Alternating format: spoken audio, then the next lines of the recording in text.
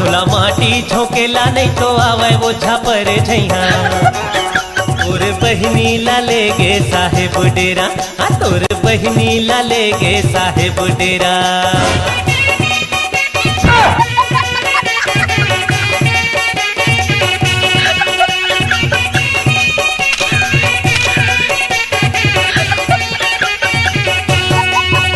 एक तेल चढ़ी गे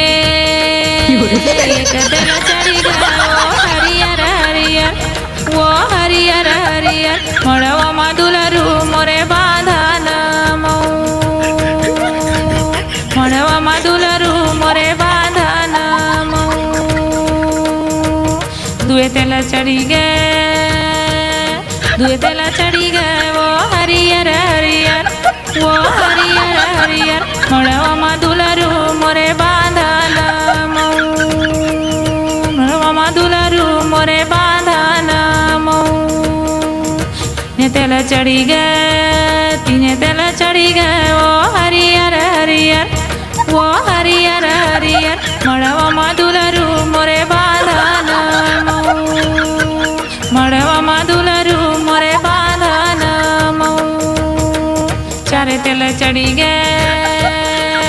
चारे तेल चढ़ी गे वो हरियर हरियर वो हरियर हरियर मड़वा मधुलरू मोरे बांधन मड़वा मधुलरू मोरे बांधन। गुरु सहर ले आए बरतिया सूट बूट और माए गो गुरु सहर ले आए बरतिया सूट बूट और माए गो बेंदरा भालू कसना चते चुंगी मुड़ी छरी आए हो बेंदरा भालू कसना चते चुंगी मुड़ी छरी आए हो। गाँव के टूरी मन कमती नहीं है हमरो मन ललचाए हो गाँव के टूरी मन कमती नहीं है हमरो मन ललचाए हो। चश्मा पहिर के आँखी मारे कोनो समझ नहीं पाए हो चश्मा पहिर के आँखी मारे कोनो समझ नहीं पाए हो।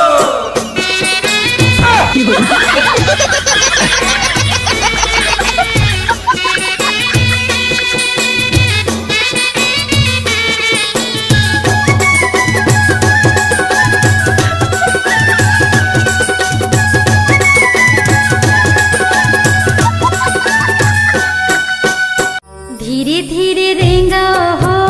दुल्हा बाबू हमारे नोनी के कुंवर कुंवर पावे हो धीरे धीरे पलना धरा हो कुंवर बाबू हर रनिया के अंग जना डोले हो सात भंवर पर गे अब चल देवे बेटी सात जन्म बरते पिया के गाँव हो धीरे धीरे पलना धरा हो कुंवर बाबू